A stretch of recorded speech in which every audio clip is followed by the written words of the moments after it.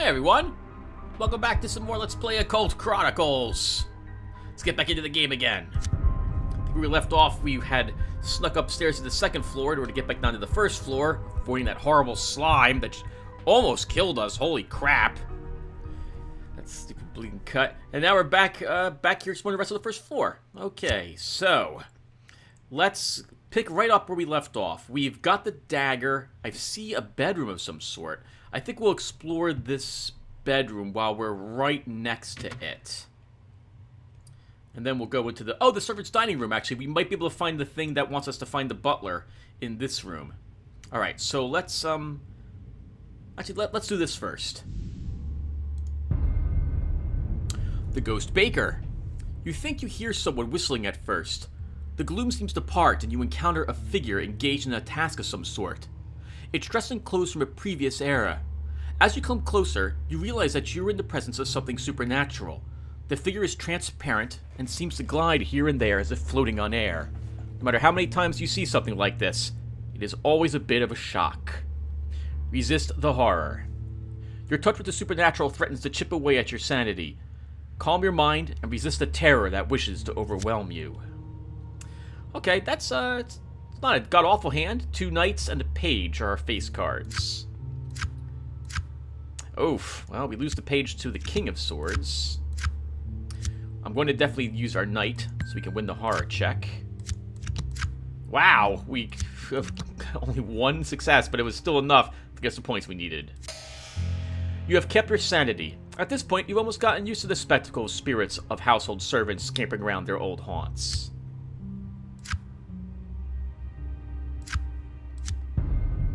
The ghost that you are observing was obviously once a baker. You recognize the distinctive clothing and discern that it appears to be going through the motions of preparing bread for the oven. You sense, however, that it is agitated. It keeps repeating the same motions over and over as if stuck in some type of circle. It pays you no attention whatsoever. Let's try to communicate with them. You decide to make contact with the ghost and listen to its story. Many focused hauntings like this have some unresolved business here in this world. Maybe you can help. Ooh, 2 kings. The rest of our cards suck. So, hopefully we do well enough. We could use Brilliant Insight to get us even more points, but I don't want to use too much of it at the moment. We'll hold on to our courage. And I don't need to use... Well, let's see what we get first up here. Okay, let's play the ace of the 3. And now let's use our tablet here. Because it's a random card, when we use the tablet, that means it can only affect our played ace. We just need to roll a 2 in order to get 2 free points here. Although, to be fair, maybe I want to fail this. No, let's do it. Nice. So we bumped our ace to a 6, giving us 2 points, and now we've won the challenge. There's a 9. We'll play our king. We can still use Brilliant Insight. I don't need to. Oh, holy crap. We take the 2 with our 4. Okay, this is fantastic. We have a good amount of points here so far. And are we looking to get a pentacles? We are not. You enter a trance and psychically reach out to the ghost. As you suspected, the ghost is caught in a psychokinetic rut of sorts. It's not fully aware of this, but it seems eager to talk.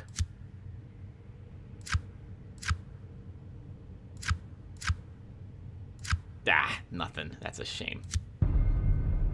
I haven't any time for you, shouts the Ghost Baker, unless, of course, you can get my oven working again. It's wandered off somewhere, but I need it cleaned and fast. It's time to make the donuts. The Ghostly Baker pays you no more heed, goes back to its endless preparations. You need to find this oven and clean it. Oh, I was worried about when they'd show up. Cultist Patrol. You've stumbled into an armed patrol of cultists. You hear shouting and then see the flash of weapons being fired. They don't intend to ask any questions. Oh, we can take lots of hits from them. They're actually not that difficult. I'm actually surprised. Having 3 swords is making this bearable. We could try to flee them. We actually don't have a terrible chance trying to beat them with that low point cost. We'll try attacking them. You enjoy nothing more than a good stand-up firefight. They're human, so they will die all the same. A Queen and King of Cups. We need a Cups to show up. We don't need that cups to show up, though. That's a king of cups. There's a page. We'll play our queen, and that lets us win. Yeah, we're going to need more cups and more swords if we're going to hope to fend off cultists. You won the bottle. Oh, what was that? You won the bottle. The cultist bodies lie strewn across the floor. Maybe you can find something useful on them. Cultists have a good chance to give you bullets, if I recall correctly. Yep, but we don't have a gun yet, so that's pretty pointless.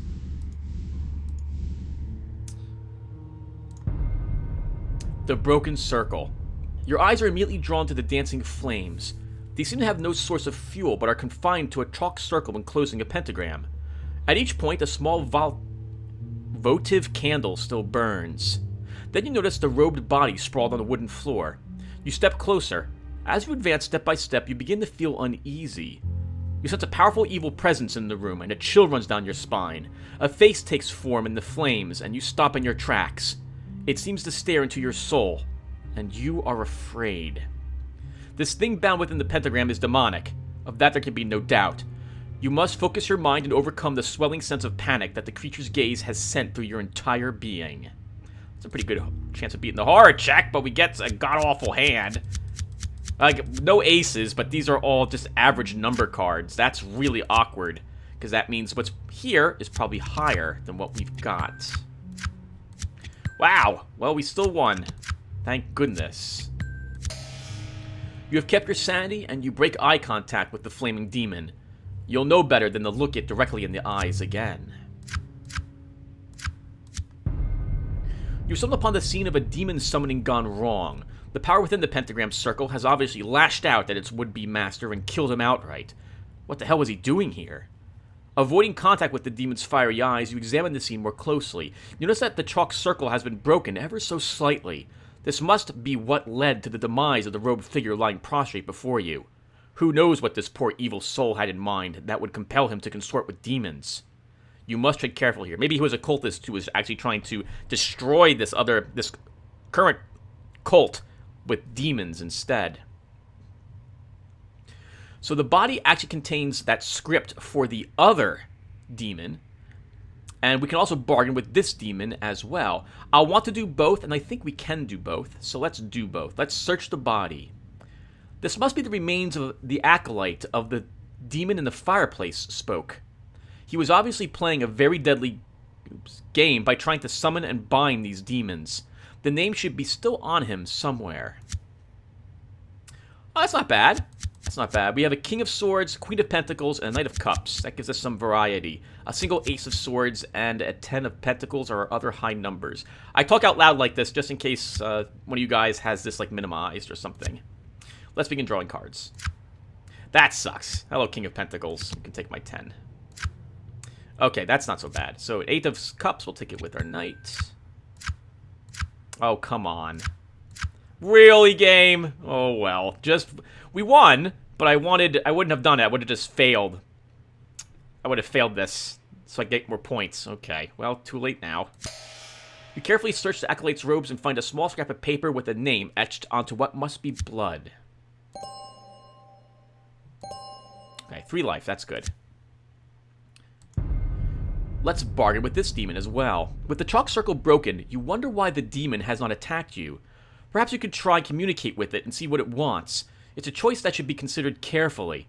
You know from your training that the demon will seek to deceive and dominate you. So if we failed this encounter, it will come out and attack us, which is not going to be good for us. We could try to destroy it, but we'll communicate with it.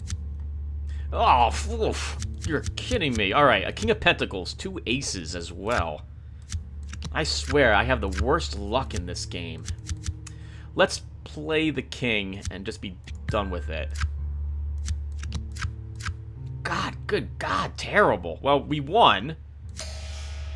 Initiating the communication via the lost sign language of Kaldash, you establish contact with the demon.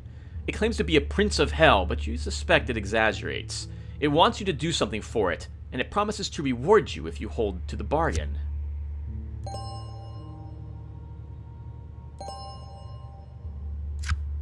Nice. 2 life and some experience. Life is very tricky to get in the early parts of the game, so glad to see us getting some. The demon wants your help and threatens to kill you and take your soul, just as it did this sorry acolyte lying at your feet if you do not cooperate. In this house, a worthless servant of his has been trapped in the ritual of summoning. It was bound by the acolyte to a fireplace as a crude joke. On its mantelpiece is an old slip of paper with writing on it. Bring the paper back here so he can release his servant and punish him. If you do this, he promises a reward fitting your task. Interesting. We're actually going to free that fireplace demon, come back here, and force this demon to obey us. Oh god, a creepy mortician.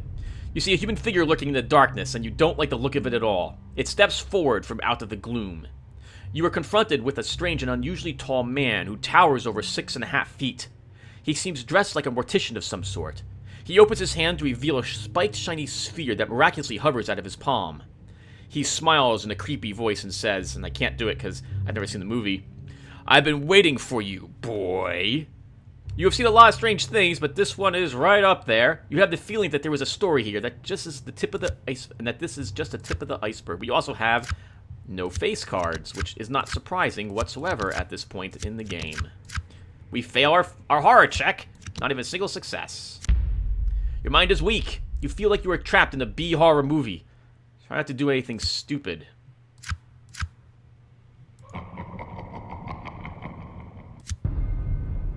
The strange man continues to approach you, striding forward with an unnatural gait. The spiked ball now launches itself at high speeds towards you. We will not win this. Let's try to flee him. I'm sorry, when I'm not even reading it, I should. And we are able to flee. You turn and run as fast as you can. You can hear the flying sphere buzzing around you, trying to wound you. But then suddenly the sound vanishes, and you are away.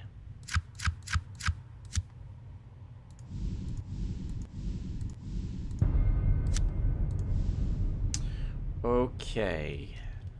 So, the oven is all the way over here. I won't survive that plank. That's such a shame, because that would save us some time. We could go to south and keep exploring that way. Let's explore everything else over in this direction first.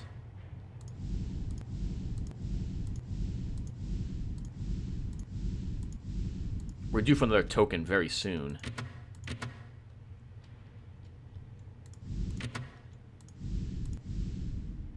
Alright, nothing there. I'll leave that spot. Oh, speaking of tokens. Second doubts among the worshippers. Some of the faithful have begun to harbor second doubts about precipitating this new order. They wonder what their share of the rapture will truly be. All successful combat challenges that involve cups as the primary suit have a 10% chance of generating a random gain courage card from a no result card, while the story icon is active. I wonder why it says cups so often. It should be swords. That's basically what you use for combat as the primary suit. More shadows. We fought them before, but this is a new video, so we'll read it. Two creatures of shadows swirl around you. You recognize immediately that you are dealing with a type of ghostly creature that feeds off human emotions, fear and pain being the most succulent to these creatures. You can either stand firm and fight these creatures, psychically, or run and hope to fight another day. We will fight them. Knight of Cups, Queen of Wands, and we have an Ace of Swords. Take my Ace. Take my 8. Yeah, let's play the Queen. It'll reduce the damage we take. We actually win. Nice. You engage in a psychic duel. You stand firm and use your talents to bottle them up in a containment field. Then you crush the field and push them into the spirit world.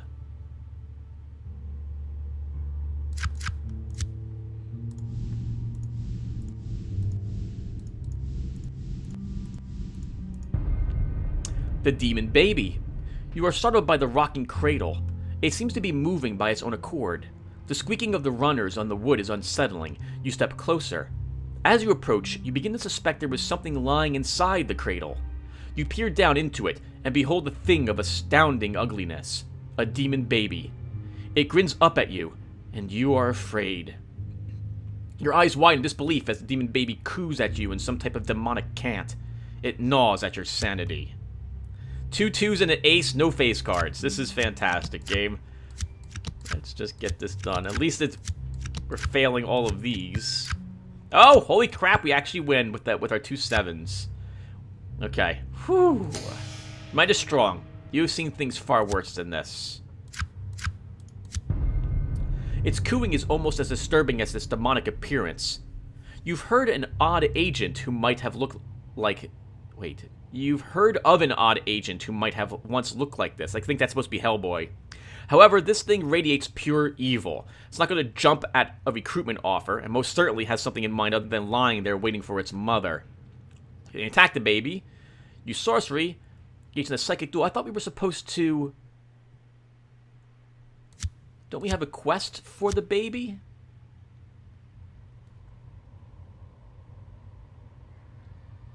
Find the sweet meats that the glutton creature is demanding. Obtain them for him. Maybe we kill it.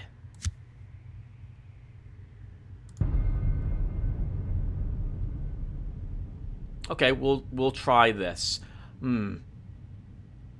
8 tricks with 5 draw, or 6 tricks with 7 draw. I actually think we'll use sorcery here. The target number is the same as a 6. We get less tricks, but 7 draw is very handy. You decide to fight fire with fire. You hope you have the power to melt this thing down to a meat hunk. Hopefully, it is not as skilled. That is terrible. A single Knight of Cups is the only face card we've got.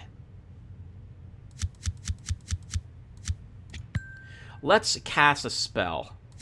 Let's use our Shrivel Flesh, shall we? Actually, let's wait until we draw a sword card. Oh, we win. And there were no sword cards, so good thing I didn't cast my spell. I was going to convert these into pages, but there were no swords on the board, so good thing I didn't. You unleash your power on the demon baby. It tries to resist, but succumbs to your assault. Soon it's a lump of sizzling bacon. And we completed that quest, I believe. We did. Wonderful. A pile of papers. You see a bunch of papers spread out on the top of a desk. Among the clutter are an assortment of old envelopes, letters, and even a few parchment papers.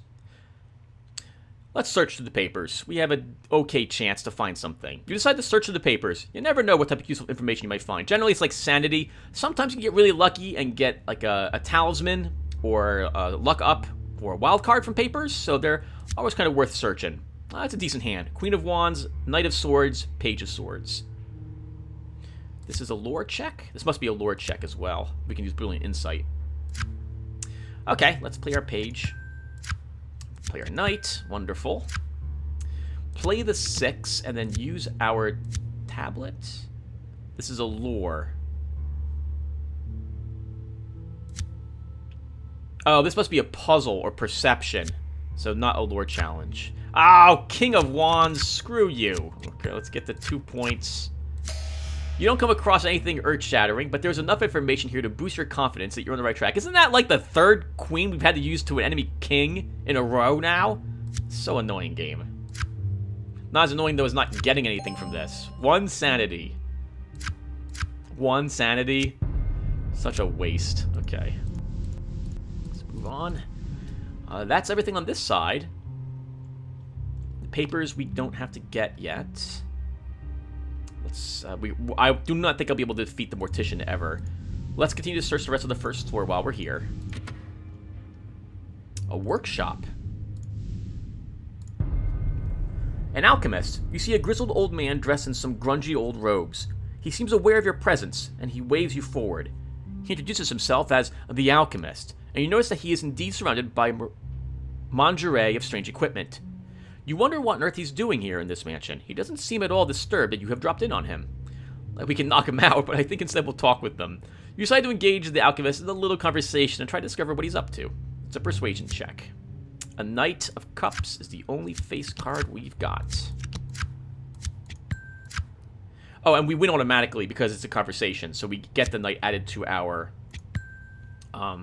points. We might as well keep going. He seems to size you up, and you get to the heart of the matter. He wants your help, and he's willing to help you in return.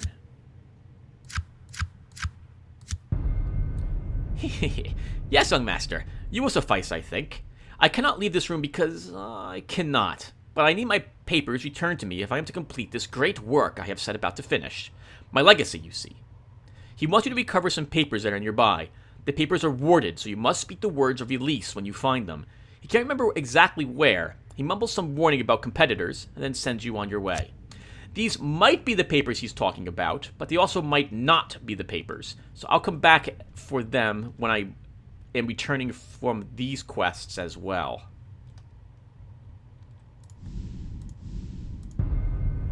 The bas-relief face. You've come up on a large bas-relief face mounted on the wall. Its features are worn and it looks quite old. As you stare at it, you start to feel uneasy. Suddenly, you realize that the mouth is moving its lips ever so slightly, and then you hear the mumbling. It starts as a whisper, but you can't get it out of your head as it grows in intensity. If this keeps up, you are certain it will drive you insane. You fight to keep the mumblings from overwhelming your mind. You can't understand any of it, but the droning noises seem to want to burrow deep into your skull, and that can't be good. Knight of Cups, Page of Cups, and that's it. We will play the Knight to pass this horror check. Take my 5. Wow, nice. Awesome work. Got lucky. You begin your own chant based on a Zen relaxation technique you learned in the Orient. It works to cancel out the mumbling and clears your mind of pain.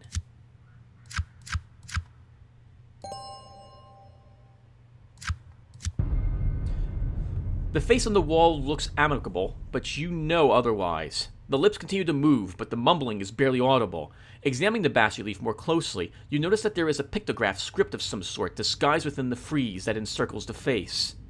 You sense eldritch sorcery at work here. The bas-relief could be enchanted or cursed or merely serving as the physical nexus of some malevolent force. You realize that you should proceed with caution. Wits, sure. Decipher the pictographs. You decide to take a closer look at the strange pictograms hidden in the frieze that surrounds the bas-relief face. You think you recognize some of the symbols as variants on the Indus Valley seal stones. Perhaps you can decipher them. They might help you understand the strange mumbling, or perhaps even warn you of any danger from the eldritch sorcery that permeates the face. Actually. King of Cups, Page of Cups, Knight of Wands, Page of Wands. That's not so bad. A 10. I will play the king. I just want to win this one. Look at all the pentacles we drew, too. Holy crap. You step closer and examine the pictograms. They are indeed related to the seal stones of the Indus Valley. You piece together their meaning by recalling your training in the odd lost languages lab. The eldritch creature is known as a Siskismolgath, and it has been bound to the face as a punishment. The mumbling must be its attempt to communicate with you.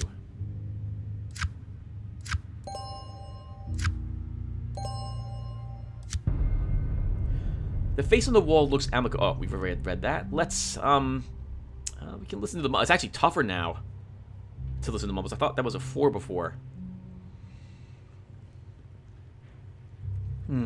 We'll try this once. Knight of Swords, Queen of Swords. Those are the only things we've got. Oh, that stinks. Hello, Queen of Swords. Our 9 of Pentacles can be used to take that. We'll play the Knight, and this lets us win. Come on, wands. No wands. You slip into a trance, and the words take shape in your mind. You are face to face with an ancient eldritch creature of terrifying power, and its name is Siskismolgath. It is, however, trapped within the bas-relief. It wants to strike a bargain with you.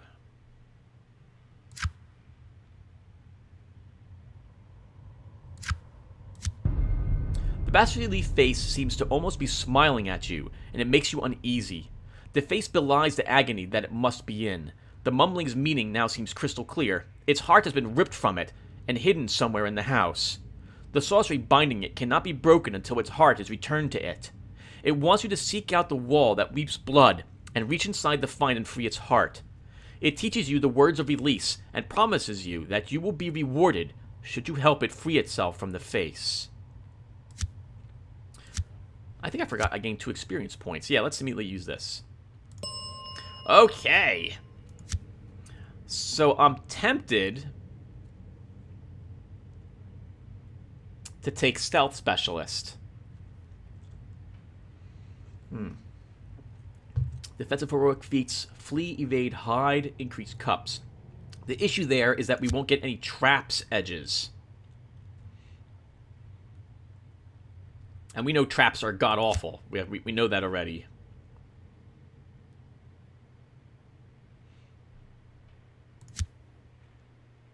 Swords and wands could... No, I've got to take cups, unfortunately. It's got to be a cups attribute that we take.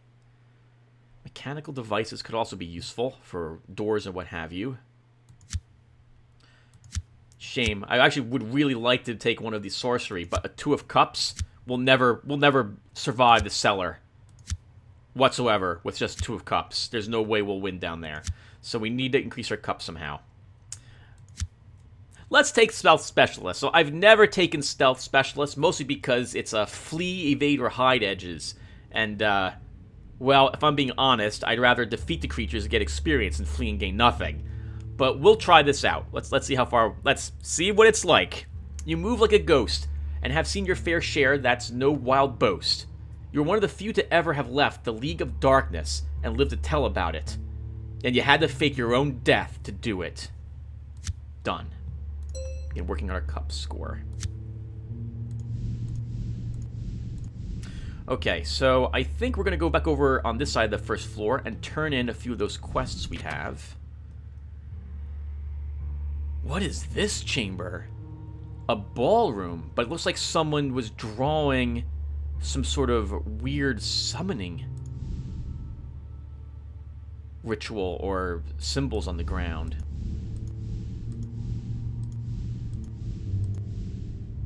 Oh, I hate it when one's in front of the door. Oh, a living gargoyle statue. We needed this. Your attention is drawn to a large stone statue of a truly horrific and bizarre-looking gargoyle. It sits on a pedestal with its arms wrapped around its legs. You feel a sudden shock shoot down your spine as you notice its eyelids blink open. The stone statue is alive. You fight to control a growing tide of fear that is sweeping over you. An ace, 2, a 2, a 3. Those are our low cards, and we have a Queen of Pentacles as our only face card.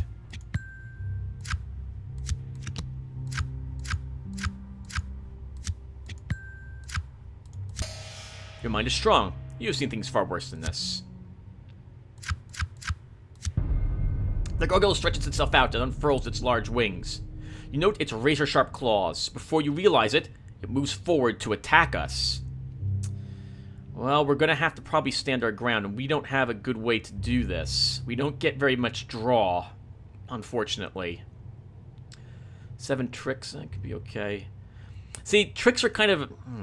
Tricks are kind of a trap. If you get more tricks, that means that there's also the possibility that more high-level cards will be drawn, especially if your draw is low.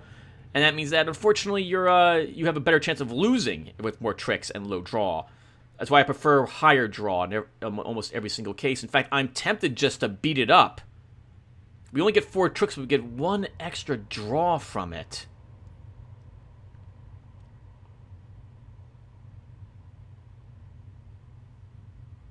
We'll try sorcery once. Sometimes it's best to fight fire with fire. In this case, you think your sorcery can dispel the energy that is animating this creature. Well, if we get a wands up here, we've won.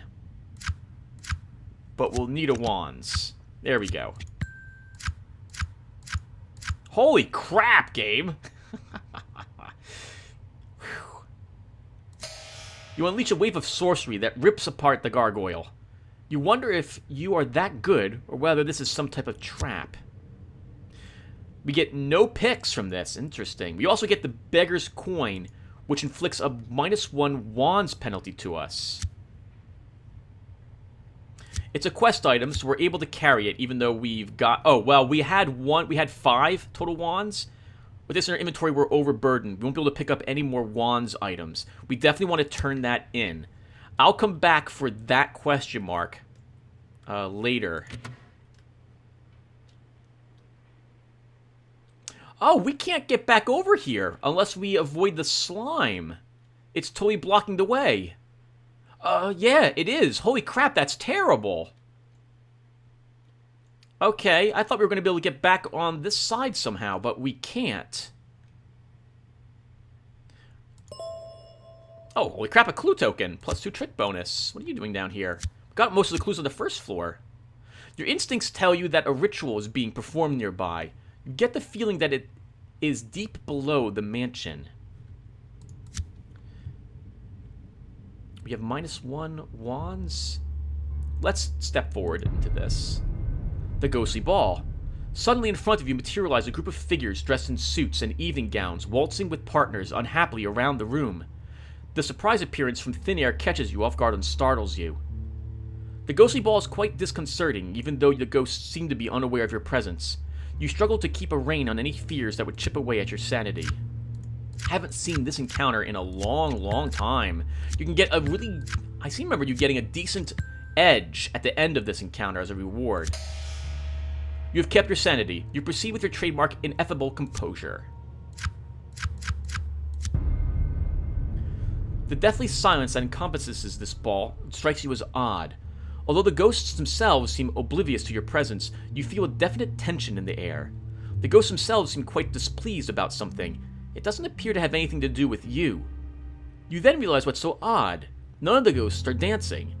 They start to partner up, but then each time the dance is set to begin, nothing happens. Unfortunately, this is much tougher with -1 wands for us, so I'll just try to flee the ghostly ball. And of course, as usual with fleeing, I don't read it, and we won't win. You fumble your excuse and stand there humiliated. Then you realize how crazy this is. You should just be able to leave when you wish, but you can't. Indeed, it's crazy. That was a lot of loss. Let's try fleeing again. Nope. No real face cards. We can lose courage attempting to flee and fail. Let's communicate with the ghost instead. You decide to use your training as a medium to make contact and find out what seems to be troubling them. There's always a risk with this type of action. Oh, come on! No, we have a single page as our only face card. We do still win, thank goodness. You make the rounds from couple to couple until you find one that wants to talk. There seems to be a problem with the ball. Maybe you can help. The ghosts explain that the band will not play without its pianist, and they have no idea where the fellow is. You hear a chubby old monocle-wearing ghost sitting near the wall chuckle, with his piano, of course. You contemplate the ghost's meeting, and you suspect that a piano will indeed be the key to this mystery. Okay, let's get this wands thing gone from us. Unfortunately, I'm no match for that slime. That means we have to go around this way to get back downstairs. More shadows. Let's see if we can defeat them. Can. Nothing for it.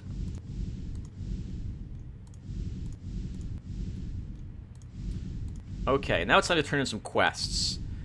I also want to explore this room. So where was the gargoyle turned in? Where were you turned in, gargoyle? To the talking heads. All right, they're right here. So let's get this turned in right now. The busts were once members of a family that resided here. The story is muddled and conflicting from the various heads, and you are sure they are lying about what happened to some extent. But the short of it is they were cursed by a Black Lodge sorcerer. They are unanimous in their opinion that you can help them. The sorcerer also cursed a statue of a gargoyle. It resides somewhere in the house and contains a coin inside that, when used properly, can break the curse. You decide to approach the singing bust with the cursed coin and free them. You read the inscription on the coin, and it magically separates into 5 pieces. You place a fragment into the mouth of each of the busts, careful not to forget the cracked one on the floor. After the last head swallows its fragment, you see glowing spirits rise from each head and then evaporate. It seems they have left your reward. 1 experience point. Okay, a few stats, which is just okay. +1 experience is okay as well. I was hoping for something much better than that. But whatever. This is a very unlucky run for us. Actually, this is about what the game is like. This is my usual run. Harley Farun there, she was amazingly lucky. +1 cups, thank goodness. We'll work hard to improve our cups again. Now, while we're in this area, I think we'll turn in another quest or two. Let's get to the... Oh, the fireplace is kind of out of the way.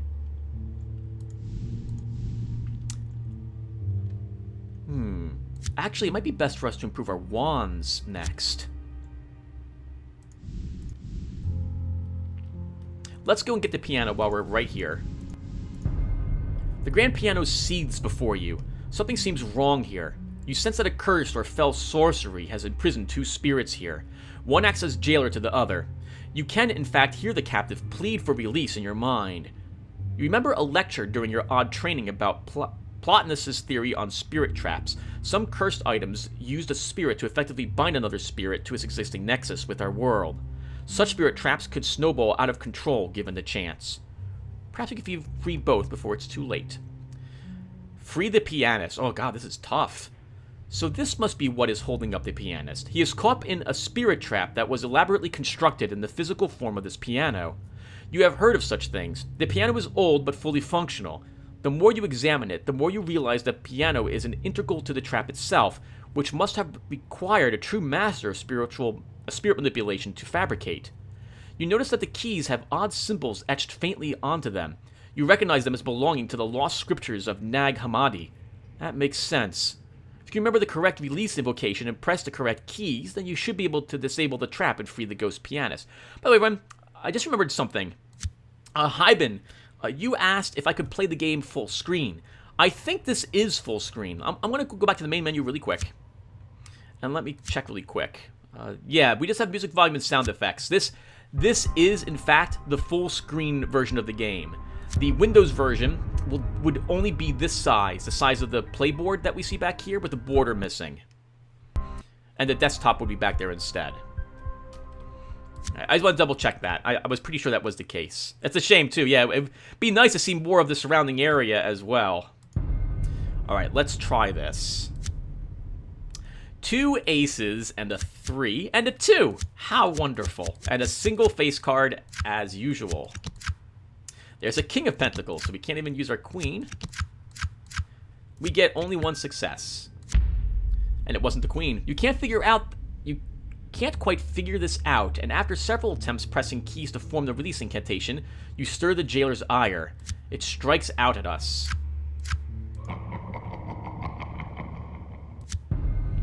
Again. It's a lore check, so I should remember that when I use my cards.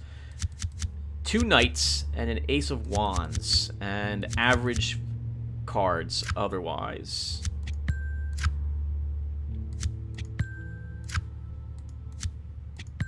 Right, we do win. Thank goodness. Oh, thank goodness we also didn't draw the queen earlier. Or the page. It's not easy, but you decipher the keys and free the pianist. He is most grateful and vows to accompany you until you return to the ball. He says that you will never even know he's there. Rope! Holy crap! Rope is always useful. So, rope gives me +1 cups, and I'm able to use this for climb encounters as much as I want.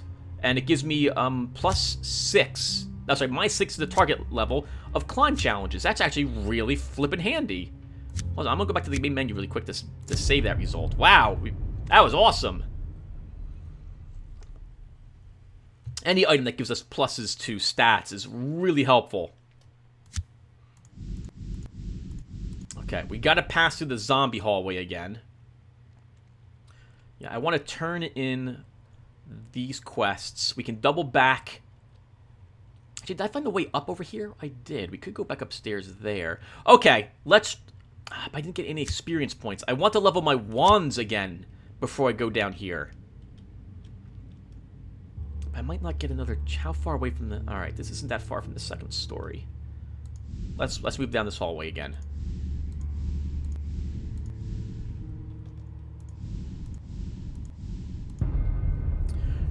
Your arrival is most serendipitous. I have a task for you. You will be rewarded, of course. Benway wants us to find the lab refrigerator, which we did, which also happens to be in this house's only refrigerator, located naturally in the kitchen. It was in the second kitchen, though.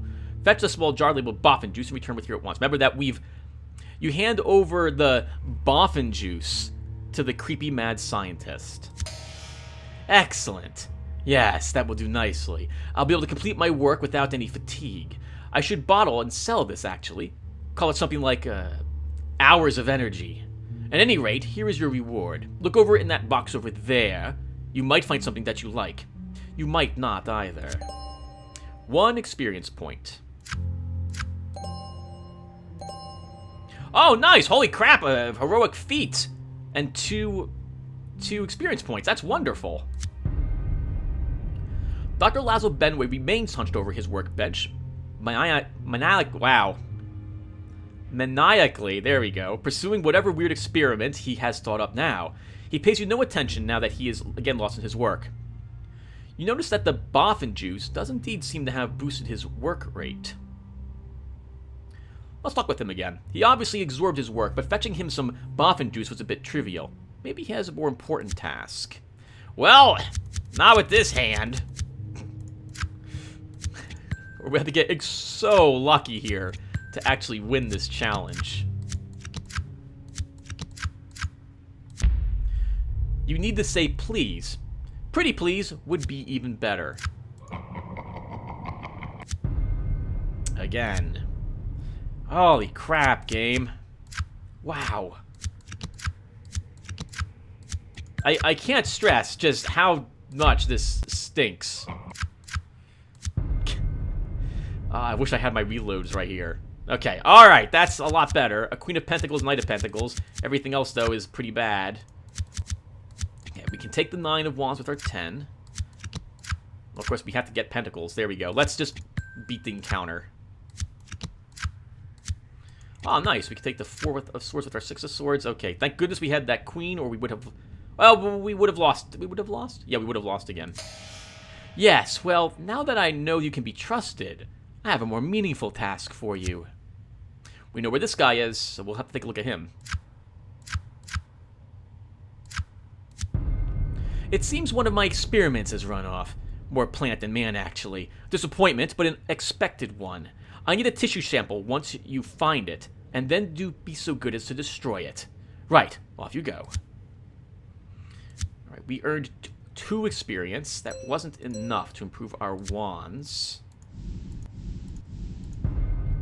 A zombie! Alright, we're gonna fight it.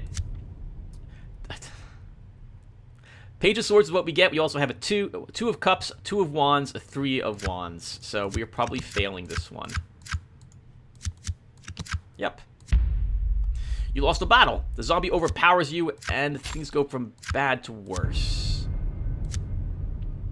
An Ace of Pentacles. We do have a Knight of Wands. Let's just beat the challenge. You've won the battle. The zombie lies scattered on the floor in several pieces. You decide not to put them back in the bag. Whenever I play any game that has a lot of RNG, it begins to annoy me just how unlucky I always seem to get in them. That's why you're gonna hear me complaining a good deal. I didn't even need to go that way. Where am I going? The demon fire. We're going up this way, Tim.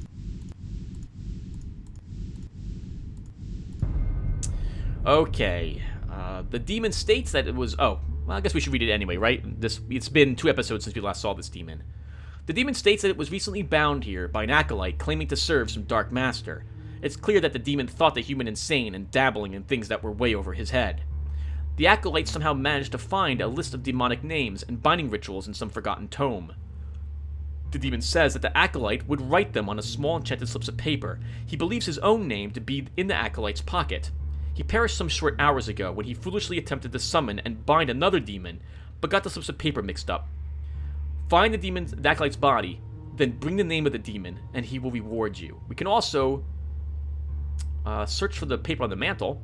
This must be the worthless servant that the demon in the broken circle was talking about. You inch forward to see if you can spot the piece of paper with the writing on it. Let's do this. We only need 1 point. This is one of those ones you don't want to fail. We have a Queen of Pentacles, Queen of Cups, and a Knight of Pentacles. So we better hope that we get Pentacles or Cups. We also have 2 8s for the other suits. 8 of Swords, 8 of Wands. So there goes our 8 of Swords. 8 of Wands, let's just take that. Definitely play the Queen. I want points now. That's over. Wow, couldn't play either of our Pentacles. You quickly spot the slip of paper on the mantle next to an old clock. You quickly grab it and duck back, slipping the paper into your pocket. Holy crap, an Aura of Fortune. Thank goodness. More luck for us. We'll also complete this quest. Against your better judgment, you throw the slip of paper with the demon's name into the fireplace. You see sparks of blue and green, and the demon laughs with delight and then disappears. You receive your reward as promised, but you sense that there might be some strings attached. Wheel of Fortune. Remove all trick and played cards from the table, and then redraw the designated number of trick cards for the challenge after this card is used to take a trick. All trick points remain yours. So, in other words, if you really need a second bunch of tricks, play the Wheel of Fortune to get it. Okay, it doesn't do anything else for us passively. This is one that we would have to actually play. But having another wild card is really useful. 1 experience point is also useful because we now have 6 wands. Okay, what's over here? Oh, we have to kill this. We also have the dagger. The further up I go, though, the further away I'm coming from this. But you know what? We can double back that way to go... Oh, we have the demon baby, too. We'll want to turn that in. Yeah, let's keep turning in quests. Let's keep turning quests. We might actually be able to fight the slime with 1 more swords. So we'll aim for swords next, then. I can also play one of my trick cards to help me defeat that thing down there. That would allow me easier, quicker access to get back over on the other side of the house. Is that right? Oh, maybe not that much quicker. Well, let's keep going.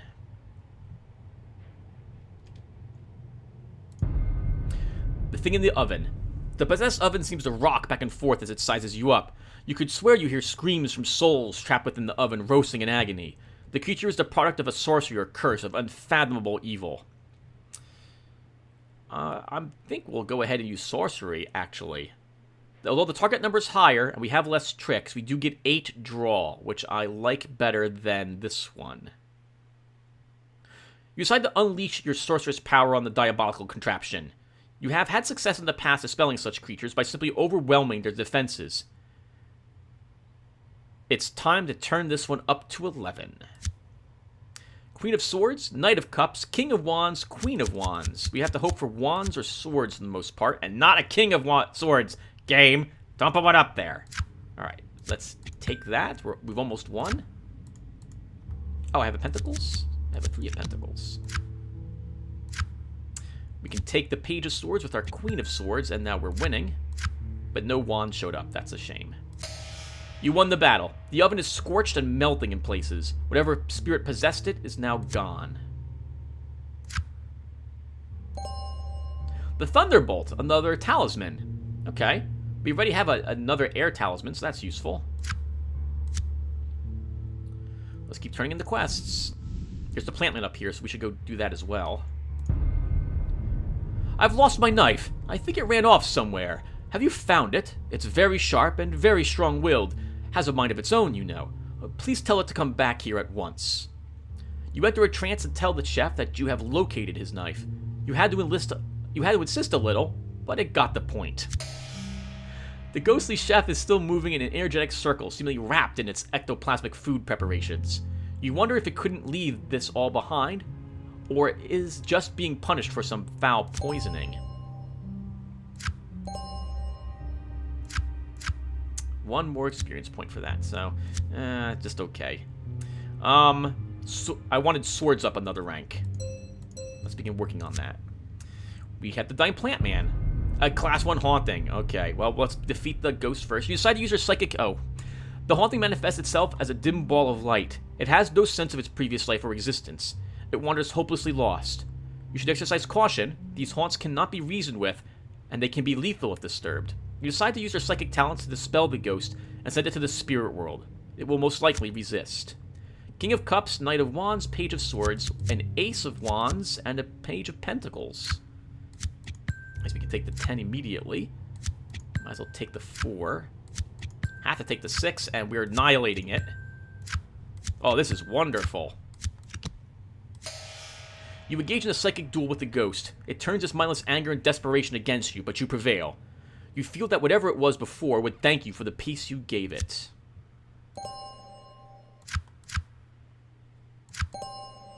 Oh, holy crap, some experience points. That's really needed.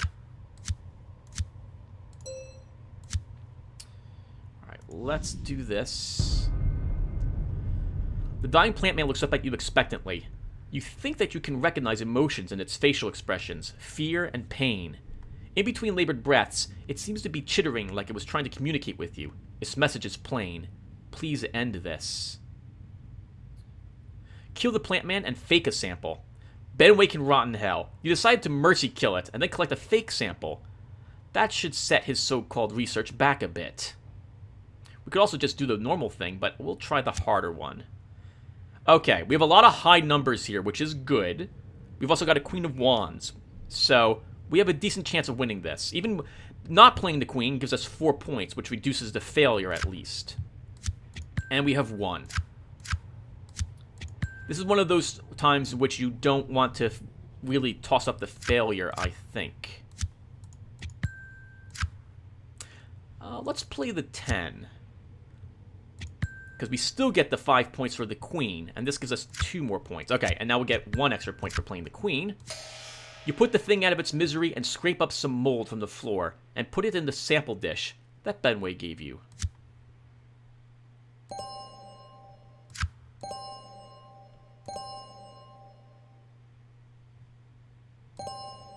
Holy crap, that was awesome! Game, I love you! This one pick makes up for the last 2 episodes. 3 experience, an edge upgrade, and 2 sanity. Wonderful. What does this do?